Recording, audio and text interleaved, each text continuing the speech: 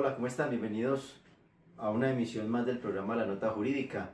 Sin primero darles las gracias por suscribirse, por compartir nuestros videos y porque cada vez vamos creciendo en visualizaciones, vamos creciendo en suscriptores y eso nos da y nos obliga a cada vez ir mejorando y cada vez ir llevando mejores contenidos, porque son al final ustedes los que hacen que este programa cada vez crezca y cada vez seamos referentes para muchas más personas a la hora de estudio.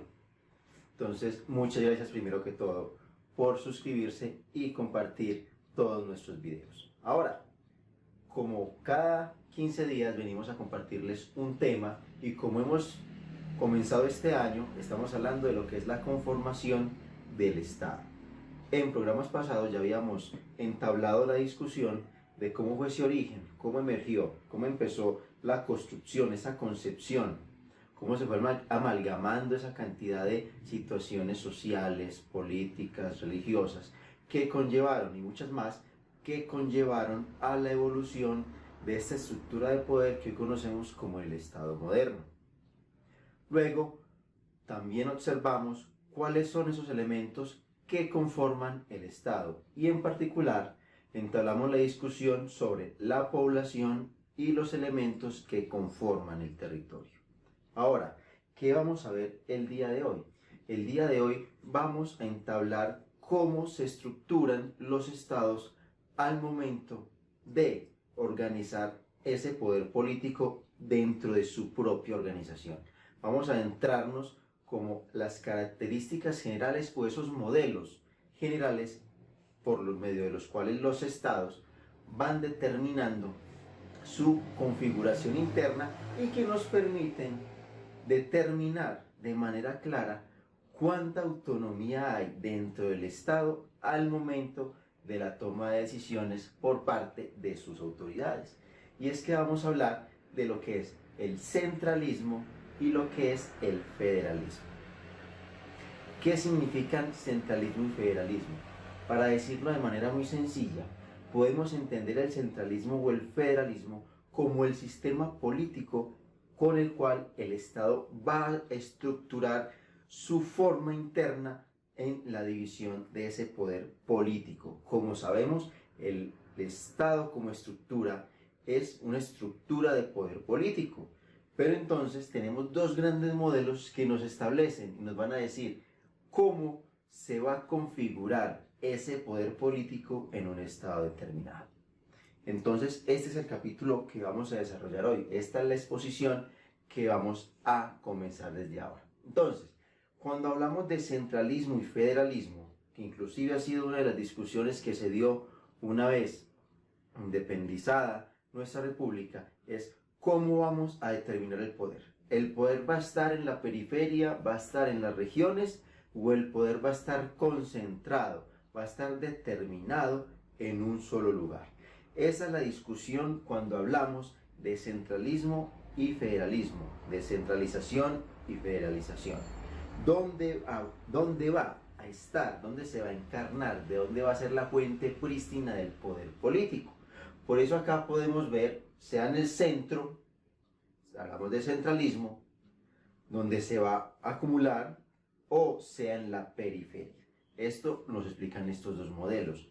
Son dos modelos que se han dado en varias partes del mundo, pero tienen dos fuentes fidedignas o dos lugares de donde nacieron. ¿Y donde nacieron estas dos formas de establecimiento de los estados, de estructuración interna de los estados?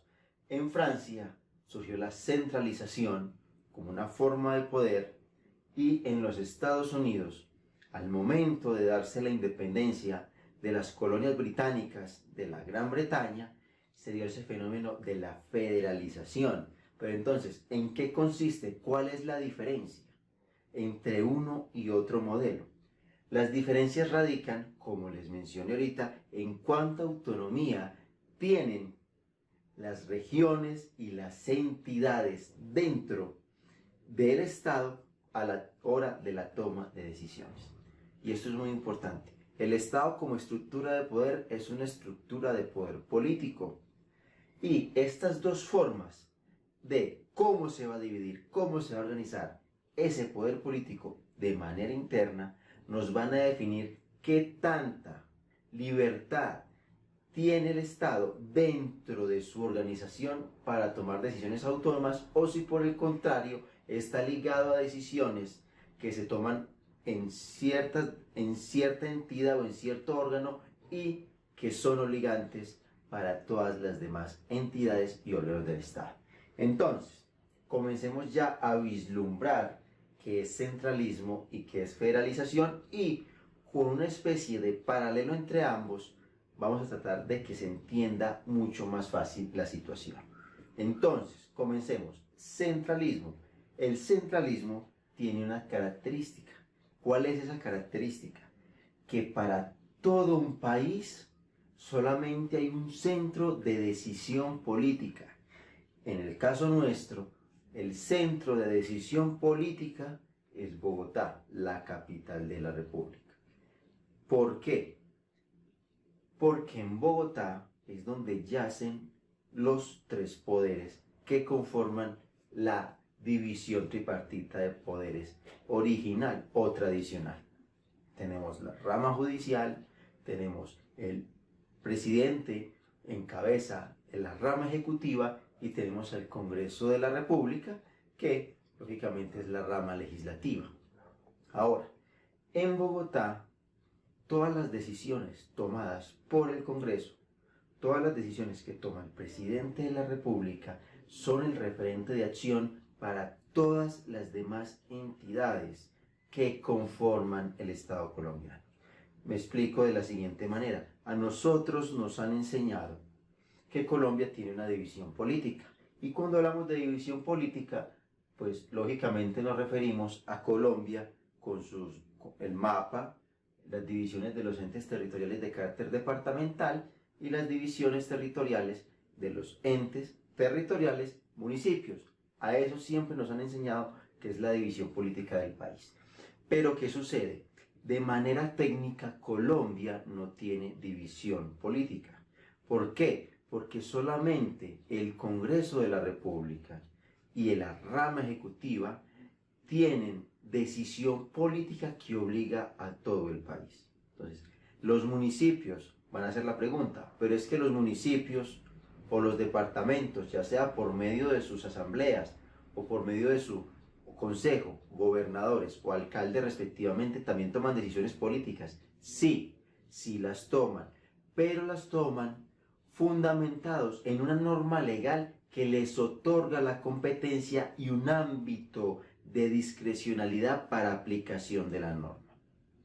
Entonces, desde Bogotá se toman las grandes decisiones del país, y si bien los alcaldes, gobernadores, asambleas y consejos toman dentro de sus territorios también decisiones de carácter político porque son entes políticos, no toman en sí ese carácter netamente de que un municipio tome una decisión propia y se desligue de Bogotá. No, los municipios y los departamentos, toda decisión que van tomando, toda decisión que van planeando dentro de sus ordenamientos territoriales, dentro de sus formas de proyectar el municipio o el departamento a futuro, va ligado a las directrices legales establecidas por el Congreso de la República o la rama ejecutiva.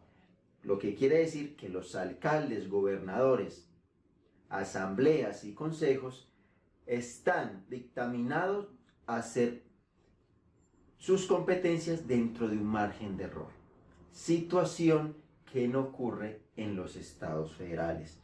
¿Cómo es un estado federal? En el estado federal, los estados que conforman la federación, como lo podemos ver en la imagen, en este caso los 50 estados que conforman los Estados Unidos, son independientes entre sí. Cada uno puede tomar las decisiones de manera autónoma dentro de sus territorios.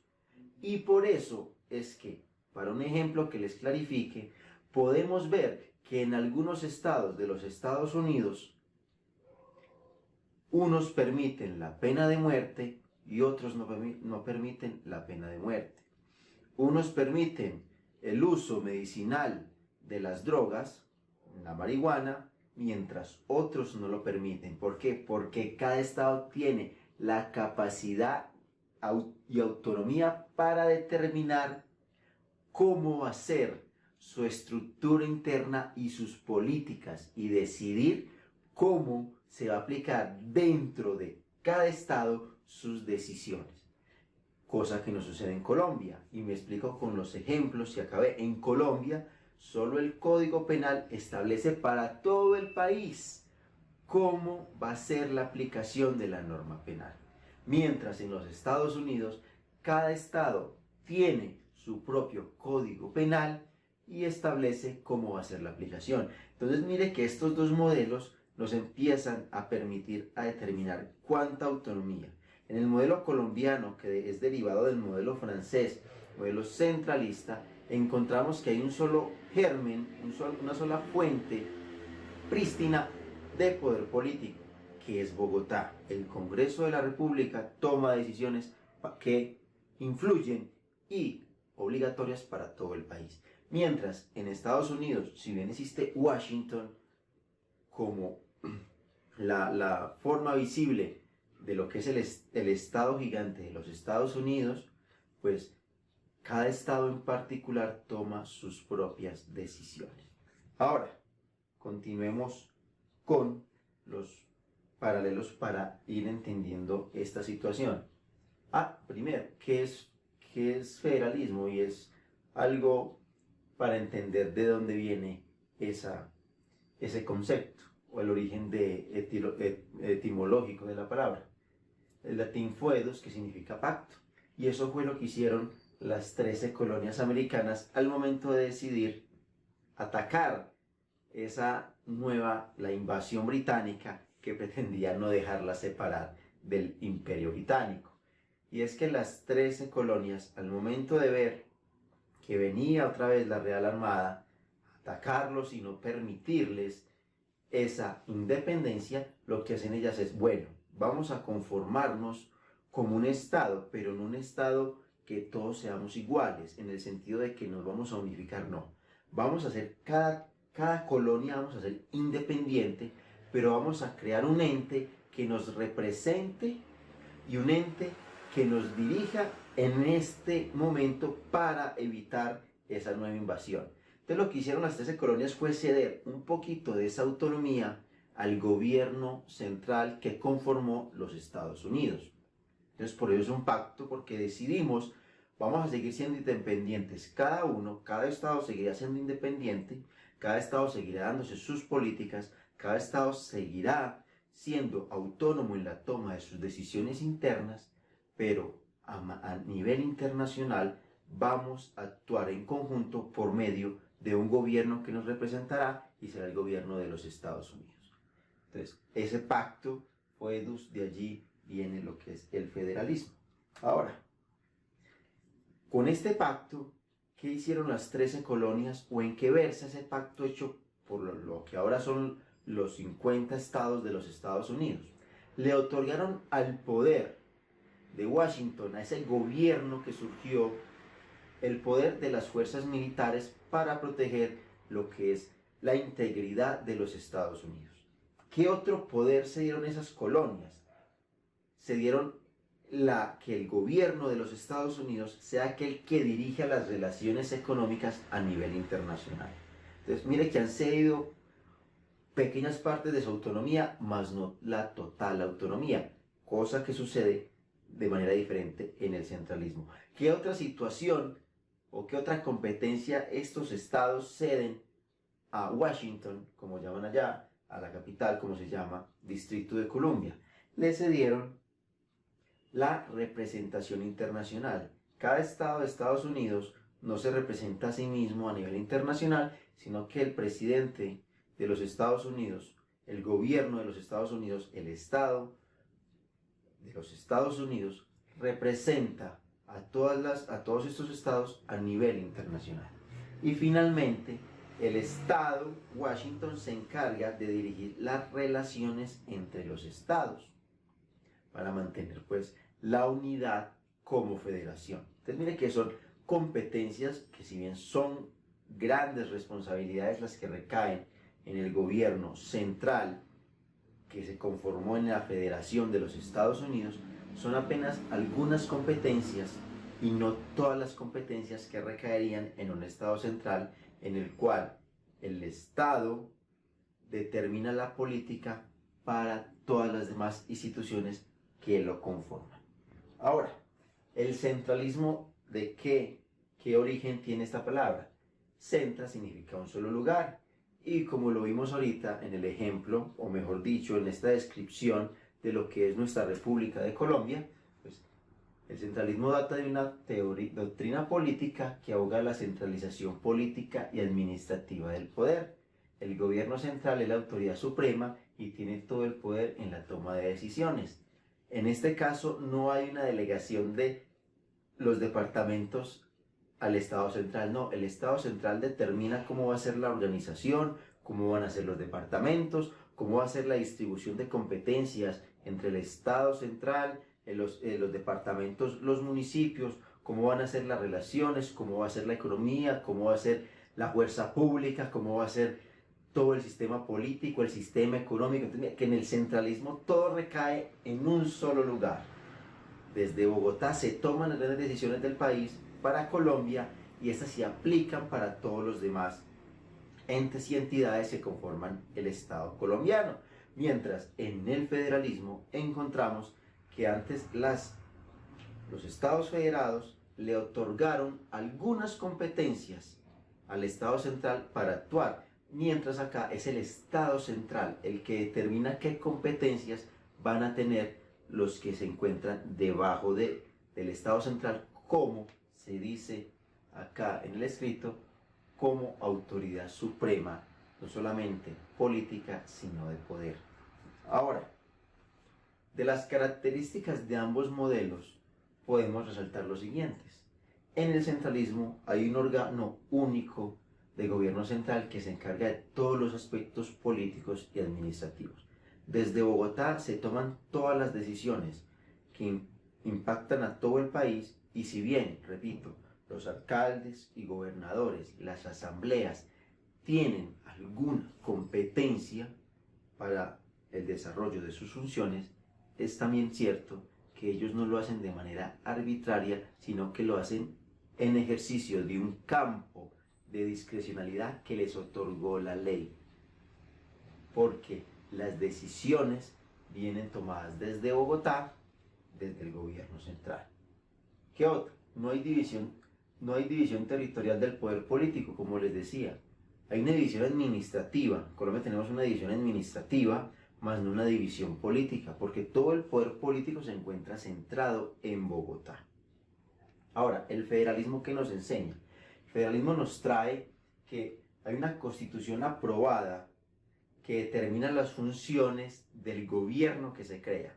En este caso, el ejemplo de los Estados Unidos, las colonias y los 50 estados en estos momentos le otorgaron unas competencias a Washington. Son los de abajo, por decirlo, los estados, los estados federados, los que dieron origen a un estado que los cobijara a todos, pero le otorgan solo unas partes de las competencias, no todas, porque los estados federados continúan con una independencia y autonomía suficiente para autodeterminarse. ¿Qué otra característica nos trae el federalismo? Tanto el gobierno central como las unidades inferiores participan en la toma de decisiones. Ya lo hemos explicado. Los estados federados toman dentro de sus territorios cuáles son las decisiones a nivel político y cuál va a ser esa autodeterminación y conformación como Estado federado. Por ejemplo, en los Estados Unidos, sí hay que dejar algo en claro.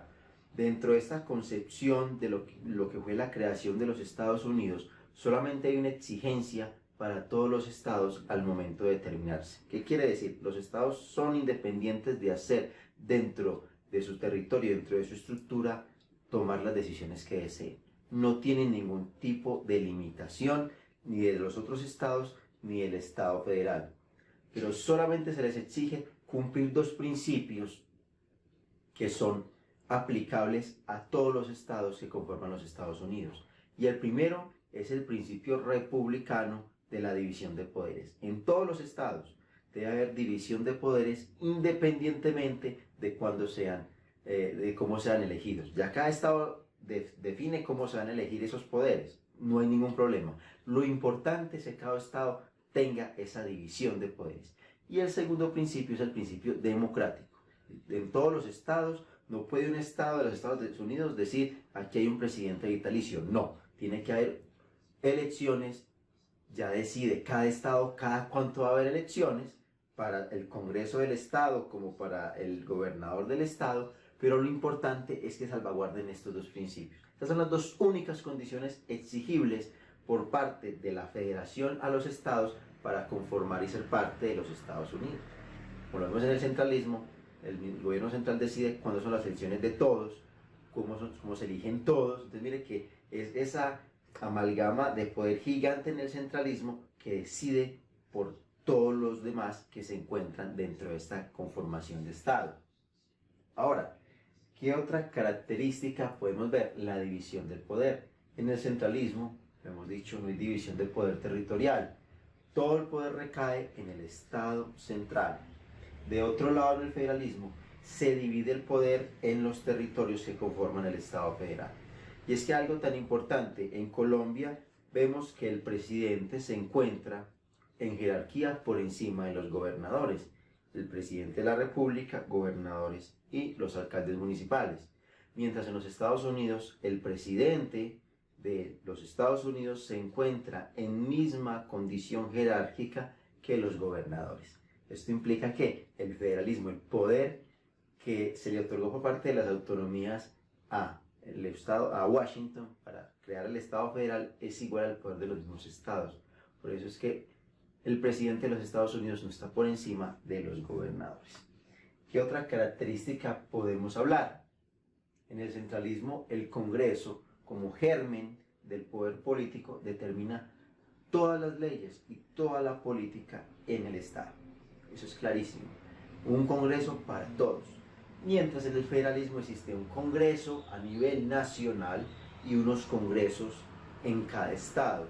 Y cada estado toma sus decisiones que incumben solamente al Estado, y el Congreso de los Estados Unidos, que es el ejemplo que estamos trabajando, por eso reitero tanto en él, porque es que Estados Unidos es el origen del federalismo, y el Congreso de los Estados Unidos conforma lo que es las relaciones entre los estados en las competencias otorgadas por parte de los estados federados a el Estado federal.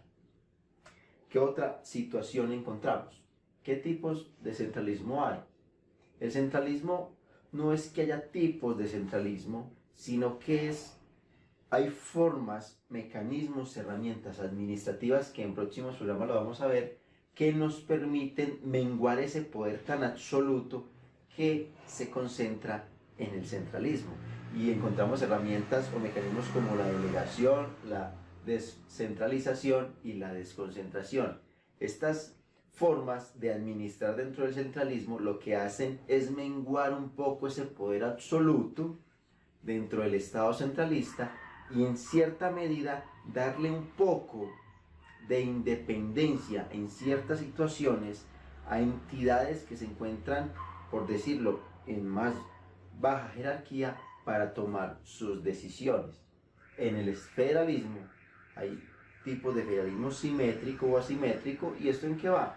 En Estados Unidos el modelo federal es simétrico. Todos los estados están en igualdad de condiciones para tomar sus propias decisiones. El modelo asimétrico lo podemos observar en un país como Canadá, donde algunos estados tienen más funciones o más autonomía que otros al momento de tomar y de definir sus propias decisiones. Ahora, además de los tipos, continuemos con que el centralismo es muy aplicado a lo que es la América Latina. La mayoría de países de la América Latina son países centralistas y si bien, como dijimos, en Colombia se intentó luego de la independencia, empezó esa guerra entre los mismos criollos, cómo determinamos el poder, pues Colombia desde 1886 tomó la figura o esta concepción del centralismo para toda la nación. De allí pues que en ocasiones se suscita dentro del país esas discusiones de más autonomía a las entidades territoriales y, como lo vimos ahorita, es por medio de delegación, por medio de desconcentración, por medio de descentralización, que el Estado central busca menguar ese poder absoluto, entre comillas, que se encuentra en manos de Bogotá para expandirlo por las demás entidades. Pero también trae el recuerdo, cuando se dan estas situaciones de exigir más libertades, en el sentido de más competencia y toma de decisiones por parte de las regiones, en abocar a aquella discusión que en Colombia de pronto no se ha dado, que es qué tanta independencia debemos darle a las regiones, o cuántas competencias más debemos darle a las regiones para equilibrar un poco más y para darle más autodeterminación a la periferia, que en ocasiones se encuentra ajena o está totalmente abandonada de las decisiones tomadas de Bogotá. Pero, como siempre, todas estas situaciones son situaciones de carácter político. Muchas gracias por estar con nosotros. Hoy les comentamos este tema, federalismo y centralismo. Próximamente y en otros capítulos vamos a seguir entablando esta saga de la estructura del Estado y ramas del poder público. Vamos a hablar de lo que es delegación, descentralización y desconcentración y muchos más temas que yo sé que les van a interesar. Muchas gracias por estar con nosotros, gracias por compartir nuestros videos, cada vez somos más, gracias a ustedes, somos una comunidad que cada vez tiene más visualizaciones y esto nos compromete, como les hemos dicho, a llevar cada vez mejores y más contenidos a ustedes. Que Dios los bendiga, tengan una muy buena semana y recuerden estar en contacto con nosotros por medio de las redes sociales.